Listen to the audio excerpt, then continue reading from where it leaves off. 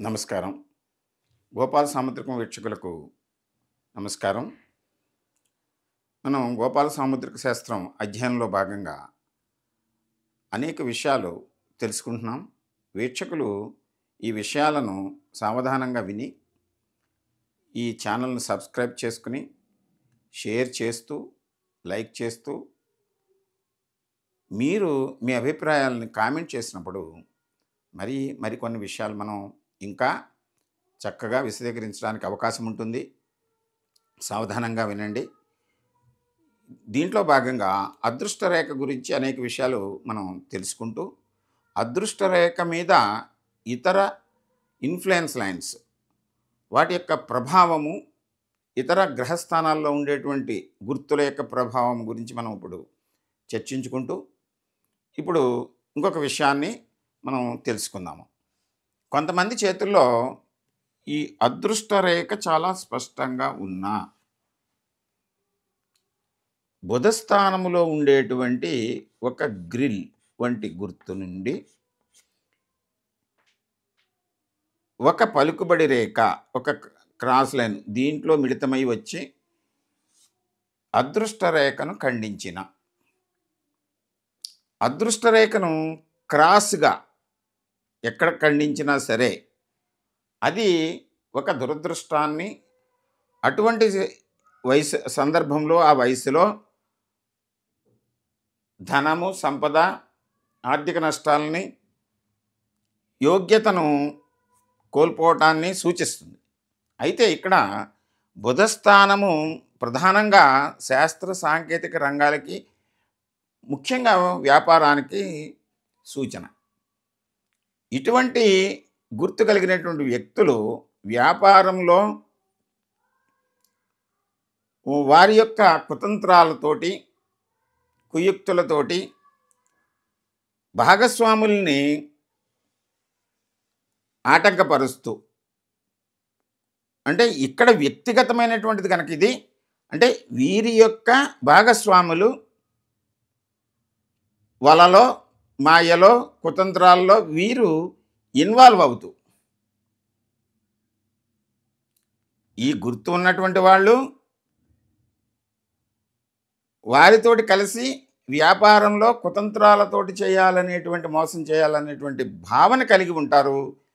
ఇటువంటి వారు స్వీయంగా అభివృద్ధిలోకి రాకుండా వారి యొక్క భాగస్వాములను కూడా నష్టపరుస్తూ, వారికంటే ఈ జాతకులు ఎక్కువ నష్టాన్ని, ధన నష్టాన్ని, సంపదను, వ్యాపార నష్టాన్ని ఇక్కడ చవిచూస్తారు ఈ వయసులో. ఇటువంటి సందర్భంలో మనం శిరోరేఖను కూడా గమనించాలి, హృదయ రేఖను కూడా గమనించాలి, వయస్సుని మనం. అయితే ఇది త్రూఅవుట్ ద లైఫ్ ఉండదు. ఇక్కడ అదృష్ట రేఖ మీద వచ్చేటువంటి క్రాస్ లైన్స్ అయినా, ఇతర రేఖల మీద వచ్చే క్రాస్ లైన్స్ అయినా ఏ వయసులో దాని యొక్క ప్రభావం చూపెడుతుందో అంతవరకు మాత్రమే మనం పరిగణలోకి తీసుకోవాలి. అంటే భావన ఎలా ఉన్నా ఆ వయసులో మాత్రం వారికి ఈ నష్టపోయేటువంటి లక్షణం అది వ్యతిరేకంగా పరిగణించి ధన నష్టాన్ని, వ్యాపార నష్టాన్ని, సంపద నష్టాన్ని వారు కలిగించుకుంటారు. ఇతరులకు కలిగించాలనేటువంటి ప్రయత్నంలో వీరు నష్టపోతూ ఉంటారు. కొంతమంది చేతుల్లో ఈ అదృష్ట రేఖ స్పష్టంగానే ఉంది. అయితే ఎంతవరకు స్పష్టంగా ఉండి కొన్ని చోట్ల చిన్న చిన్న బ్రేక్లు ఏర్పడి, అటువంటి సందర్భంలో ఈ శుక్రస్థానము నుండి వచ్చినటువంటి ఒక క్రాస్ లైను దీన్ని ఖండించిన, ఈ శుక్రస్థానం అంటే మనం భార్య అయితే భర్త, భర్త అయితే భార్య దాంపత్యంలో, ఈ వ్యతిరిక్త జాతికి అంటే తన జీవిత భాగస్వామికి హెచ్చుగా ఆ, విలాసవంతమైన జీవితాన్ని కలిగించాలనేటువంటి కోరిక కానీ, ఆడంబరాలు, అలంకరణలు, ఆ, విలాసవంతమైన జీవితాన్ని గడిపేటువంటి ప్రయాణాలు, ఇలాంటి వాటి వైపు వీరిని ప్రోత్సహిస్తూ వారి ధనము సంపదను వ్యయం చేస్తూ ఆ వయసులో ఏ వయసులో అయితే ఇలా ఉంటుందో తదుపరి ఈ అదృష్ట రేఖ ఎక్కడ వరకు బ్రేకులతో ఉంటుందో, ఇలాగ అన్ని చోట్ల ఉండాలని లేదు, ఏ సమయం వరకు ఈ ఈ ఆటంకం కనిపిస్తుందో అంతవరకు కూడా వీరి యొక్క జీవితంలో ఈ విలాసాలకి ఆడంబరాలకి ఖర్చు చేయటం ద్వారా సంపదను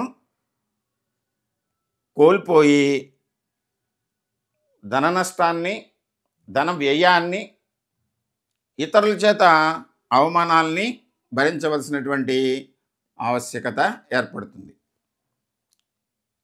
కొంతమంది చేతుల్లో ఈ రేఖ ఇలా ఉండి గురుస్థానం నుండి వచ్చినటువంటి ఒక దిగువ రేఖ కూడా దీన్ని ఖండించినప్పుడు, అదృష్ట రేఖను ఖండించినప్పుడు, ఆ తదుపరి అదృష్ట రేఖ మీద గ్యాప్స్, ఖాళీలు ఏర్పడినప్పుడు, ఆటంకాలు ఏర్పడినప్పుడు, ఇటువంటి గుర్తు కలిగినటువంటి వ్యక్తులు ఇక్కడ విలాసము, ఇది వ్యయము, దీంతోటే కాకుండా తమ జీవిత భాగస్వామిని ఉన్నతమైనటువంటి పదవుల్లోనూ అధికారంలోనూ నిలబెట్టాలనేటువంటి కోరికతోటి, లేదా ఈ అలంకరణ కళల్లో ఉన్నతమైన స్థితికి చేర్చాలనేటువంటి కోరికతోటి అధిక ధన వ్యయం చేసి ఆడంబరాలకి పోయి పూర్తిగా సంపదను నష్టపోయి, ఇది ఈ క్రాస్ ఎంతవరకు ఉంటుందో అంతవరకు కూడా తీవ్రమైనటువంటి ఇబ్బందులకు లోనవుతూ ఉంటారు. కొంతమంది చేతుల్లో అదృష్ట రేఖ స్పష్టంగానే ఉన్నా బలహీనంగా ఉన్నటువంటి లేదా ముక్కలుగా తెగినటువంటి జీవిత రేఖ ప్రాంతం నుండి వచ్చినటువంటి క్రాస్ లైను అదృష్ట రేఖను ఖండించిన ఇటువంటి గుర్తు కలిగినటువంటి వ్యక్తులు ఈ సమయాన్ని మనం గమనించుకుంటే అనారోగ్యము వలన తమ యొక్క అదృష్టాన్ని, సంపదను కోల్పోయేటువంటి అవకాశం ఉంటుంది. అయితే కొంతమంది చేతుల్లో ఈ అన్ని రేఖలు అంటే జీవిత రేఖ, శిరోరేఖ, హృదయ రేఖ అన్నీ స్పష్టంగా ఉండి, అదృష్ట రేఖ కూడా స్పష్టంగా ఉండి, అనేకమైనటువంటి ఈ క్రాస్ లైన్స్, ఇన్ఫ్లుయెన్స్ లైన్స్ అంటున్నాం కదా, వీటిని ఈ రేఖను ఖండించకుండా, అదృష్ట రేఖను ఖండించకుండా సమీపము వరకు వచ్చి ఆగిన ఇటువంటి సందర్భంలో ఇటువంటి గుర్తు కలిగినటువంటి వ్యక్తుల యొక్క జీవితములో ఈ రేఖలు, ఈ ప్రభావం చూపెట్టేటువంటి రేఖలు ఏ వయసున ఈ అదృష్ట రేఖ వరకు సమీపిస్తాయో ఆ వయసున అనేక సమస్యలు సమీపం వరకు వచ్చి ఆటంకపరచడానికి కొన్ని ఇబ్బందులకి గురవటానికి వారి యొక్క సూచనలు కనిపిస్తూ, యోగ్యత కలిగి ఉన్నటువంటి ఈ అదృష్ట రేఖ స్పష్టంగా ఉండటం వలన ఈ ఆటంకాల నుంచి అతి సునాయాసంగా వాటిని అధిగమించి తమ జీవితాన్ని, తమ అదృష్టాన్ని, తమ యోగాన్ని అవిచ్ఛిన్నంగా కొనసాగిస్తూ అఖండమైనటువంటి కీర్తి ప్రతిష్టల్ని పొందుతూ ఉంటారు. ఇటువంటి రేఖలను మనం గమనించినప్పుడు ఏ వ్యతిరేక గుర్తునైనా సరే మనం చూసినప్పుడు అరచేతిలో, స్త్రీలకైతే ఎడమ చేతిలోను, పురుషులకైతే కుడి చేతిలోను ముందుగా మనం ఈ క్యాలిక్యులేషన్, అంచనా వేయాలి వయసుని.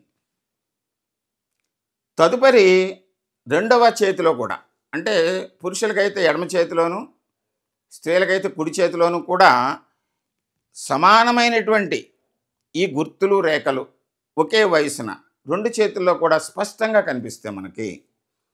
దాని యొక్క ప్రభావము అది పాజిటివ్ అయినా, నెగిటివ్ అయినా అంతే ఎక్కువగా ఉంటుంది అని మనం అంచనా వేయచ్చు. ఎందుకంటే ప్రకృతి సహజంగా ఈ స్త్రీలకు, పురుషులకు కొన్ని భేదాలని కల్పించింది. పురుషులకైతే కుడి చేతిని ప్రాక్టికల్ హ్యాండ్ అని, ఎడమ చేతిని న్యాచురల్ హ్యాండ్ అని అంటాం. అంటే ఇది సహజంగా మనకి ఏ రకమైనటువంటి ఈ వనరులు, అవాంతరాలు, ఇబ్బందులు ఉన్నాయి, అవి ఎంతవరకు మనం వాటిని మన ప్రయత్నపూర్వకంగా అభివృద్ధి చేసుకోవటానికి కానీ, ఆటంకాలు అయితే వాటిని మనం నివారణ చేసుకోవడానికి కానీ ఏ విధంగా మనం ప్రయత్నిస్తున్నాం. ప్రాక్టికల్ న్యాచురల్గా మన దగ్గర ఉంది, దాన్ని మనం ఎలాగ అధిగమించడానికి ప్రయత్నం చేస్తామనేటువంటి కుడి చేతిలో చెప్తుంది మగవాళ్ళకి. అదే స్త్రీలకైతే ఎడమ చేతిని ప్రాక్టికల్ హ్యాండ్ అంటాం, కుడి చేతిని న్యాచురల్ హ్యాండ్ అంటాం. అంటే సహజ సిద్ధంగా ఈ ఆటంకాలు అవి ఎలా ఉన్నాయి, లేదా అభివృద్ధి ఊర్ధ్వరేఖలు ఎలా ఉన్నాయి, అవి ఈ కుడి చేతిలో కూడా స్త్రీలకు సమానంగా ఉంటే వారు వాటిని ఎలా అనుభవిస్తున్నారు, ఎలాగ అధిగమిస్తున్నారు అనేటువంటిది అంచనా వేయడానికి అవకాశం ఉంటుంది. అందువలన స్త్రీలైనా పురుషులైనా రెండు అరచేతుల్ని మనం గమనించాలి. రెండు చేతుల్లో ఉండేటువంటివి రెండు కూడా ఈ 10 వేళ్ల ముద్రలు, ఈ రేఖలు, ఇవన్నీ కూడా ప్రత్యేకమైన ఐడెంటిటీ. ఇవి ఒక చేతిలో ఉన్నట్లు ఇంకో చేతిలో ఉండవు. ఇవి వేలు ముద్రలు ఒకటి ఉన్నట్టు ఇంకోటి ఎక్కడ ఉండదు. ఒక వ్యక్తికి ఉన్నట్లు వేరే చోట ఉండవు. అంచేత దీంట్లో మనకి కొంత ఇన్ఫర్మేషన్ ఉంది మన గురించి, మన భవిష్యత్తు గురించి, మన జీవితం గురించి అనేటువంటి ఆలోచనలోంచి పుట్టినదే ఈ శాస్త్రం. అంతే తప్ప మన యోగానికి, మన కర్మకు మనమే కర్తలం. మన యోగాని వేరే వాళ్ళు ఎవరు కూడా మార్చడం కానీ, దాన్ని పెంచడం కానీ, ఆటంకపరచడం కానీ, సాధ్యమైనంత వరకు మనం దాని నుంచి అధిగమించడానికి కానీ మన కృషి ఉపయోగపడుతుంది. కానీ ఎవరు ఈ మహిమలతోటి వీటితోటి మార్చేటువంటి అవకాశమే ఉండదు. మన కృషి వలన, మనల్ని మనం నమ్ముకోవటం వలన, భగవంతునిపై దృష్టి పెట్టడం వలన మనలో వచ్చినటువంటి ఈ భేదాలని, మానసిక సమస్యల్ని, శారీరక సమస్యల్ని, యోగంలో వచ్చేటువంటి మార్పుల్ని కొంతవరకు అధిగమించవచ్చు. తీవ్రమైనటువంటి ప్రారంధ కర్మకు సంబంధించినటువంటి అవరోధాలు ఉంటే వాటిని మనం అనుభవించడానికి సిద్ధపడే విధంగా మన జీవితాన్ని ప్లాన్ చేసుకోవడానికి శాస్త్రం ఉపయోగపడుతుంది. ప్రారంధంలో తీవ్రంగా వచ్చేటువంటి సమస్యలు ఎలా ఉంటాయి, ఏ రేఖల్లో అవి మనకి ప్రతిబింబిస్తాయనేటువంటిది ఒక ఎపిసోడ్లో ప్రత్యేకంగా మనం చర్చిద్దాం. అంతవరకు గోపాల సాముద్రిక శాస్త్రాన్ని వీక్షించండి, షేర్ చేయండి, కామెంట్ చేయండి. నమస్కారం.